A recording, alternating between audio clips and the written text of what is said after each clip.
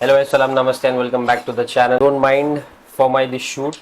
ये मेरा बाइक का पहला रिव्यू है जो कि मैंने बहुत ही खूबसूरती से शूट करने की कोशिश की। लेट हो चुके हैं हम, बट ठीक है, एक्सपेक्टेशंस है, हमें भी अपनी बात रखने की ज़रूरत है। बिकॉज आप चाहते हो, अगर मेरे लास्ट वाले व्लॉग्स अगर आप लोगों ने नहीं देखे तो जाओ देखो। हम भी चाहते हैं कि हम भी फेमस हो भाई। इट इज़ ऑब्वियस कि होना तो पड़ेगा ही, क्योंकि हमें तब तक कंपनी बुलाएंगे नहीं। So let's start with KTM adventure 390S जो कि 2025 न्यू एडिशन लॉन्च हुआ। हालांकि बाइक जो है इंडिया बाइक वीक गोवा में जो प्रेजेंट होता है इस शो, तो KTM वालों ने तभी इस बाइक को वहाँ पे प्रेजेंट किया था। लेकिन बाय द टाइम लॉन्च होते होते इसका 2025 हो गया और प्रोफेशनली लॉन्च और शोरूम में आने के लिए लगभग 4 महीने लगते हैं।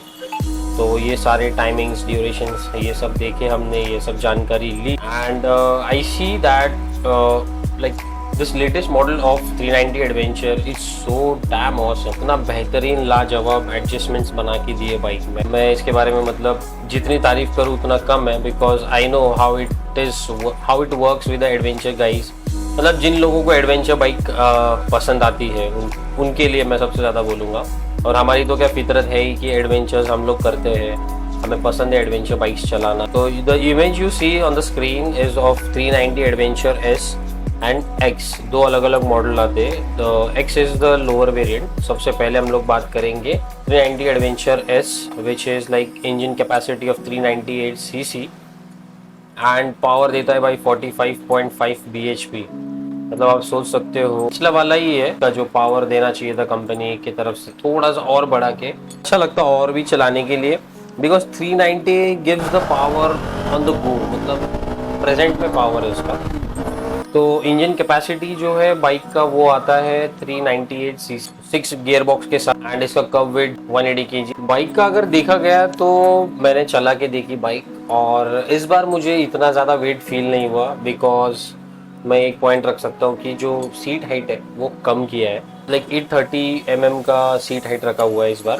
तो उस वजह से क्या है ना, अगर आप देखोगे मैं बैठ के देख रहा हूँ बाइक पे तो सीट हाइट बहुत कम लग रही है और मेरे दोनों पैर जो है ज़मीन पे इजीली टच हो रहे हैं। नॉट ओनली टोज बट ये आधा हिल तक टच हो रहा है। तो ऑफ रोडिंग करने में भी क्या है ना, दिक्कत नहीं होती है। बाय द वे, अगर ऑफ रोडिंग कर रहे हो, बाइक को कहीं रिवर्स ले रहे हो पार्किंग में से, तो आपका सिंगल लेग ही ज़्यादा करके काम आता है। एंड द सेकेंड इज कि fuel tank capacity of the bike is 14.5 litres और मैक्स पावर जो जनरेट करता है बाइक वो है 45.5 bhp। मैंने बाइक चला के भी देखी है, फर्स्ट सेकेंड थर्ड गियर तक up to like 100 kilometre per hour की स्पीड से निकला है थर्ड गियर में बाइक।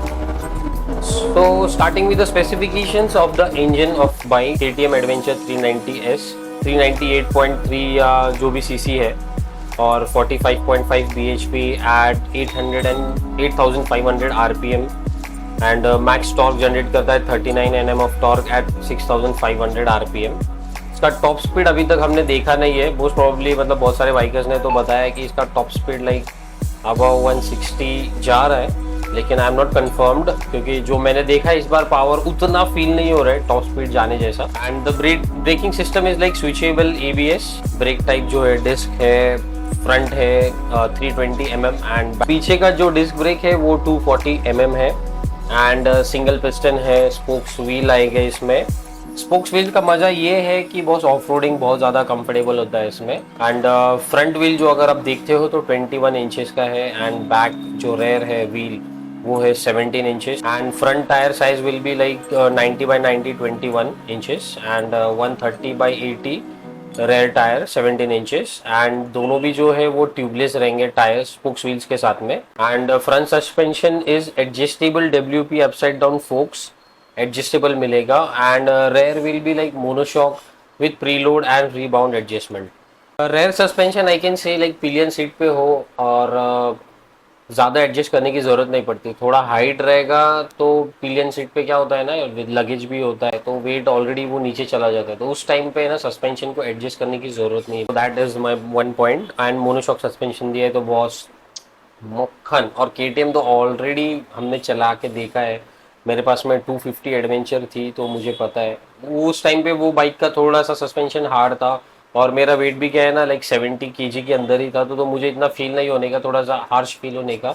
लेकिन अब ऐसा है कि आई एम अबाउट 80 kgs, तो मुझे फील होता है नॉर्मली बाउंसी लगता है मुझे because of my weight. And उतना ऑफ रोड करते हैं हम, अभी बता दिया। Ground clearance of the bike is like 237 mm। मैंने देखा है सामने से, तो बाइक का जो ग्राउंड क्लियरेंस है इज़ वेरी गुड। एंड जो टैंक है बॉस, द फ्यूल टैंक, सबसे बढ़िया तो ये है कि जब हमने ड्यूक स्टार्टिंग मिली थी तो 11.5 लीटर का टैंक आता था, या फिर 13.5 लीटर का टैंक आता था। But now in adventure bikes like 14.5 litre of tank and 30 kilometre per our के एवरेज से अगर आप देखते हो, कैलकुलेट करते हो, तो ऑलमोस्ट 400 किलोमीटर्स गाड़ी नॉन स्टॉप चला सकते हो आप, विच इज़ वेरी गुड। अगर आप लाइक 1500 किलोमीटर्स, एक दिन में 1000 किलोमीटर्स तो ट्रैवलर्स क्रॉस करते ही है, 1000 किलोमीटर्स। तो 2 टाइम अगर टैंक फुल भी होता है तो विच इज़ नॉट बैड कि आपको बार बार स्टॉप लेने की ज़रूरत पड़े। और वैसे भी अगर हम मेरे पुराने आप राइड्स देखोगे फ्रॉम पुणे टू हैदराबाद, बैंगलोर और दिल्ली, मैं राजस्थान भी राइड करके आया हूँ, तो अगर आप देखते हो तो उस टाइम पे क्या है ना, ड्यूक पे मैंने ट्रैवल किया था, तो आई नो लाइक 3-4 बार हमें फ्यूल के लिए ब्रेक लेना पड़ता था, फिर हमारा खाने पीने का ब्रेक अलग से, तो टाइम बहुत ज़्यादा वेस्ट होता था उस टाइम पे। लेकिन फिर उतना ही स्पीड पकड़ो, but now it is like बहुत ही comfort. And second like from the features of the starting, कि अगर हैंडल बार देखते हो तो सारे फीचर्स जो है बहुत ही अच्छे हाथ में ही दिए इस बार। यू गेट TFT डिस्प्ले आएगा, 5 इंचेस का डिस्प्ले रहेगा, चार्जिंग पोर्ट आएगा सामने, एंड क्विक शिफ्टर रहेगा बाइक में, प्लस ट्रैक्शन कंट्रोल है बाइक में, प्लस अलग से 3 वेरिएंट्स दिए, जैसे on road, of road and rain mode. And with this you get like cruise control and speed control. Cruise control इस बार 390 एडवेंचर बाइक में देना मतलब बहुत ही बड़ा स्कोप, क्योंकि भी देखते हो तो पावर क्या है ना, एक मेंटेन रखने के लिए, एक स्पीड मेंटेन करने के लिए cruise control is a very good option. और हम लोग काफ़ी टाइम से मतलब वेट कर रहे थे कि क्रूज कंट्रोल कब आएगा, वरना हम लोग क्या है ना जुगाड़ किया करते थे, जैसे एक्सेलरेटर पे कोई गैजेट आता था उसको खरीदना आफ्टर मार्केट से, और फिर उसको लाइक थ्रेड वगैरह बांध के रखना। जैसे अगर क्रूज हम लोग कर रहे हैं लाइक 110-120 की स्पीड में, अच्छा रोड है हम लोगों के लिए, तो वो रोड पे क्या है ना, टाइट कर दो और क्रूज करके छोड़ दो, गाड़ी चल रही है इजीली। तो बहुत ही अच्छा फीचर दिया है। नेविगेशन टर्न बाय टर्न है अभी भी, लाइक फुली नेविगेशन सेटअप नहीं दिया है, पता नहीं वो एक कब आएगा फीचर इसमें। बस रहा इसके अंदर तो 890 जो KTM आया है, KTM 890 एडवेंचर, उसके कंपैरिजन में 390 एडवेंचर छोटा पैकेट है, लेकिन बहुत बड़ा उम्दा रॉकेट है, बहुत ही लाइक फीचरिस्टिक बाइक है। और सिर्फ रहा इसमें एक राइडर के लिए जो दिली ख्वाहिश होती है ना, कि वो हैंडल बार पे भी ग्रिप्स गर्म हो रहे, जैसे कोई कोल्ड वेदर, जैसे अभी रेनी सीजन आएगा तो उसमें राइड करने वाले बहुत सारे, तो उसमें एक अपनी दिली ख्वाहिश होती है कि भाई ग्रिप्स भी जो है ना गर्म फील हो, सीट भी जो है गर्म रहे।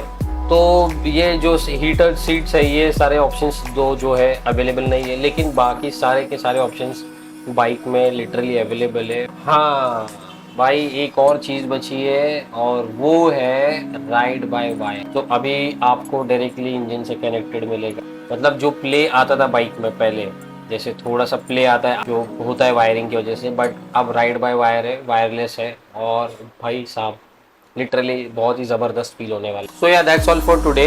आई होप आप लोगों को मेरा ये रिव्यू पसंद आया होगा। हमने बाइक चला के भी देखी है, एंड मुझे बाइक सच में दिल से पसंद आई है, बिकॉज देखो मैंने KTM 200 जो है 2014 से लेके लॉकडाउन तक मैंने आराम से चलाया है बाइक को, 6-7 साल मैंने यूज़ किया है, तो I know KTM engines are very very good. 1% का लीकेज नहीं था, क्लच का कभी प्रॉब्लम नहीं आया, चेन का भी तो कभी प्रॉब्लम नहीं आया मुझे। हालांकि मैंने off roads, on roads, long routes, travel बहुत ज़्यादा कुछ किया है बाइक पे, ओवर लगेज भी लेके घुमा हूँ, घर के सारे काम भी करता था मैं KTM पे। लेकिन अब ऐसा है कि थोड़ा सा चेंज हो गया है, लाइक इट्स 2025 नाउ, तो अब ऐसा है तो घर के वर्ग के सारे काम तो कर नहीं सकते इसमें, बट एक होता है कि if you go for this bike तो आपका ऑन एन एवरेज बहुत सारे काम हो सकते हैं, सिटी राइड भी कर सकते हो आप, क्योंकि अभी हाइट भी जो है थोड़ा कम करके दिया है, तो गुड है, नॉट दैट बैड। लेकिन 5-7, 5-8 भी अगर कोशिश करते हैं तो चला सकते हैं बाइक को सिटी में, बट आई वुड से कि probably that is not possible, क्योंकि राइडिंग पोस्चर जो है प्रॉपर एग्जैक्ट 5-8, 5-9 से ही शुरू होता है। ऑब्वियसली कि बहुत सारे राइडर्स तो राइड कर ही लेते हैं उसमें। द सेकंड इज कि fuel tank main, third is like cruise control, quick shifter plus hand speed control, ये हमारे लिए मेन फीचर था। नेविगेशन टर्न बाय टर्न दिया, चल जाएगा, वैसे भी हम तो कभी यूज़ नहीं करते, लेकिन फिर भी दे दिया इस बार। Okay, well and good. सिर्फ चार्जिंग का है कि 12 वोल्ट का है, अभी भी थोड़ा सा और बड़ा करके देना चाहिए था, बट ठीक है, अगर उतना भी है तो काफ़ी है, लेकिन आफ्टर मार्केट बहुत सारे लोग बिठा सकते हैं। All thanks to the KTM Wakdewadi showroom and Ruby hall, हमारे सागर भाई, अनवर सर, जिन लोगों ने मुझे वीडियो शूट करने का चांस दिया। आशा करता हूँ आप लोगों को मेरा ब्लॉग पसंद आया होगा। With that said, thank you so much for watching my blog till here. And ये रिव्यू का मेरा पहला ब्लॉग है जो मैं ऐसे दे रहा हूँ, थोड़ा सा और चेंजेस करेंगे बैकग्राउंड में। मिलते हैं आने वाले नेक्स्ट ब्लॉग में, तब तक के लिए फी अमानिल्लाह, be good, do good, take care, love you all.